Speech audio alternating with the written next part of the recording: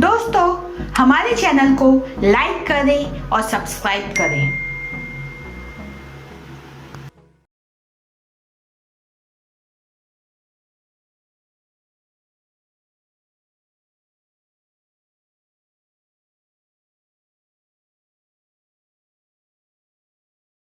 दोस्तों, welcome to our channel Hindi horror diary. मैं आपकी दोस्त ध्वनि आपके लिए आज लाई हूँ एक अनोखी चुड़ैल की कहानी, जिसे आप पिशाचिनी भी कह सकते हैं। वैसे लोग इस पर यकीन तो नहीं करते, पर पिशाच प्राचीन काल से होते हैं और इसका जिक्र तो हनुमान चालीसा में भी किया गया है। ऐसी ही एक सच्ची कहानी हमें विकास ने छत्तीसगढ़ से भेजी है। हेलो दोस्तों, मेरा नाम विकास है। ये जो कहानी आज मैं आपको बताने जा रहा हूँ वो एक सच्ची कहानी है जो मेरे साथ 8 साल पहले घटी थी। मैं छत्तीसगढ़ के एक गांव का हूँ। मैं गांव का नाम कुछ रीजन से नहीं बता पाऊंगा। मैं मुंबई जॉब करता था। 1 महीने छुट्टी लेकर मैं गांव आया हुआ था। मेरे गांव के आसपास पहाड़ी इलाका था। हमारे गांव में आए दिन नक्सलवादियों का कुछ ना कुछ इशू होता रहता था, इसलिए हमारा गांव इतना डेवलप्ड नहीं था। नक्सलवाद के डर से कई लोग गांव छोड़कर चले गए थे। बस कुछ गिनती के लोग हमारे गांव में रहते थे। जैसा कि मैंने बताया, मैं 1 महीने के लिए गांव आया था। एक बार रात को खाना खाने के बाद मैं, मेरी माँ और पिताजी और पड़ोस के चाचा चाची बैठकर बातें कर रहे थे। इतने में मुझे चलने की आवाज़ आई। मैं तुरंत खड़ा हो गया।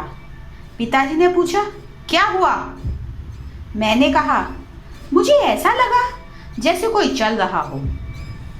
ये आवाज़ किसी को सुनाई नहीं दी थी।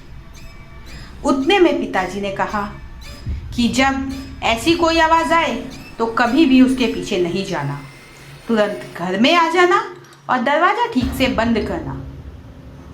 मुझे ऐसा लगा कि शायद नक्सलवादियों के डर से पिताजी ने ऐसा कहा होगा, पर ये क्या, पिताजी ने तो कुछ और ही कहा। उन्होंने कहा कि यहाँ पे रात को एक चुड़ैल घूमती है और वो चुड़ैल दूसरे को उसके वश में कर लेती है। मैंने पिताजी की बात ध्यान से सुनी, पर मन मान नहीं रहा था और फिर हम सोने चले गए। छुट्टियों के 2 दिन कहाँ बीत गए पता ही नहीं चला। तीसरे दिन हमारे गांव में पावर चली गई। नक्सलवाद के खौफ से यहाँ बिजली ठीक करने इतनी जल्दी कोई आता नहीं था। बिजली आने में 2 या 3 दिन तो आराम से लग जाते थे।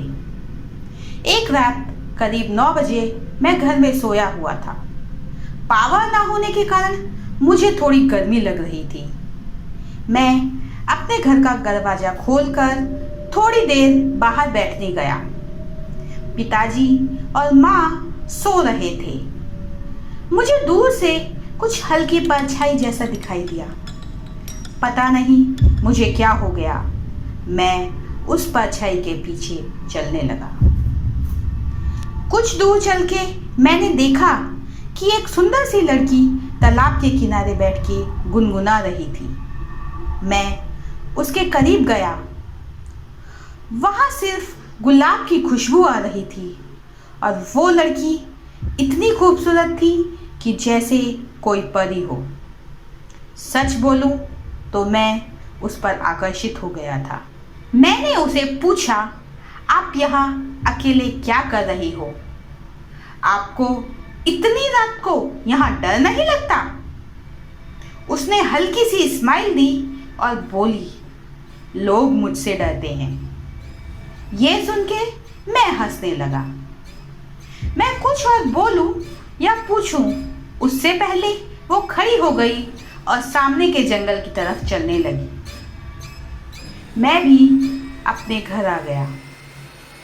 पूरी रात मुझे बस वो लड़की ही दिखाई दी। मैंने घर में किसी को नहीं बताया और सोचा आज रात वापस उसी जगह जाऊंगा। रात हो गई। मैं चुपके से घर से बाहर निकल गया और तालाब के किनारे पहुंचा, पर वो वहां नहीं थी। उसे देखने के लिए मैं 2-3 दिन लगातार गया। फिर मैंने सोचा आज रात आखिरी बार देखने जाऊंगा। अगर वो नहीं होगी तो मैं फिर कभी यहाँ नहीं आऊंगा। मैं तालाब के किनारे पहुंच गया। वो आज भी नहीं थी। अब मैं घर की ओर निकल ही रहा था कि वो लड़की अचानक मेरे सामने आ गई और वो मुस्कुरा के बोली, मेरा ही इंतजार कर रहे हो क्या? मैंने तुरंत हाँ बोल दिया। मैं उसके साथ बातें करने लगा, पर पता नहीं थोड़ी थोड़ी देर मुझे ऐसा लग रहा था कि जैसे मेरी गर्दन में कुछ चुभ रहा हो, जैसे कोई कांटा चुभा रहा हो। साथ ही मेरा सर दर्द होने लगा। मैं घर जाने के लिए खड़ा हो गया और घर आ गया। जब सुबह हुई तो मुझे बुखार आ गया था और मेरी पूरी बॉडी पीली पड़ गई थी और बहुत कमजोरी फील हो रही थी। करीब 20 किलोमीटर की दूरी पर एक दवाखाना था। मुझे वहाँ लेके गए तो डॉक्टर ने कहा खून की कमी के कारण बुखार है और हॉस्पिटल में एडमिट करना पड़ेगा। मुझे हॉस्पिटल में एडमिट किया और खून की बोतल चढ़ाई गई, पर हम सबको कुछ समझ ही नहीं आ रहा था कि ये सब अचानक कैसे हुआ। ठीक होने के बाद मैं वापस गांव आ गया। मैंने पिताजी से कहा कि मुझे एक लड़की पसंद है और उससे मैं शादी करना चाहता हूँ। वो लड़की कहाँ रहती है वो तो नहीं पता, पर शायद आसपास कोई गांव की होगी। पिताजी ये सुनकर थोड़ा गुस्सा तो हुए, पर उनका मन शांत होने के बाद मुझसे सब पूछा। मैंने सब कुछ सच सच बता दिया। मेरी सब बात सुन के पिताजी मुझ पर चिल्लाए और बोले, पागल, वो कोई लड़की नहीं, वो चुड़ैल है। मैं उस लड़की पे इतना आकर्षित हो गया था कि पिताजी की बात नहीं सुनी।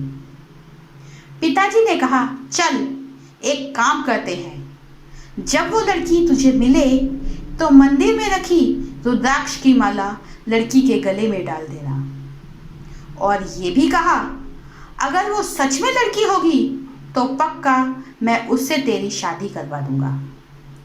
साथ में ये भी कहा कि अकेले मत जाना, मुझे भी लेके जाना, पर मैं थोड़ा दूर खड़ा रहूंगा।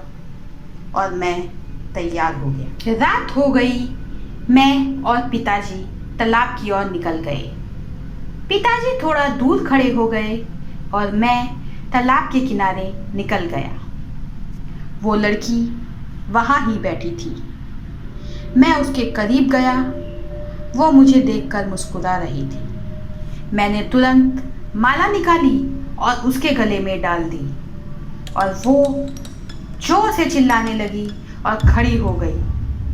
मैंने देखा तो उसके पैर भी उल्टे थे और वो करीब 6-7 फीट की हो गई और जंगल की ओर भाग गई। ये देखकर मैं वहाँ ही बेहोश हो गया। जब आँख खुली तो मैं घर पे था और गांव के कुछ लोग मेरे साथ बैठे थे। सच में वो एक अनोखी चुड़ैल थी, जिसकी मुस्कुराहट और उसका खूबसूरत चेहरा मैं आज भी नहीं भूल पाता। तो दोस्तों, आपको ये कहानी कैसी लगी? अगर आपको ये कहानी अच्छी लगे तो लाइक करें, कमेंट करें, हमारे चैनल को सब्सक्राइब करें और दोस्तों के साथ शेयर करें। और हाँ, अपने एक्सपीरियंस, अपनी कहानी हमें hindihorrordiary@gmail.com पर मेल कीजिए। मैं अब आपसे इजाज़त लेती हूँ।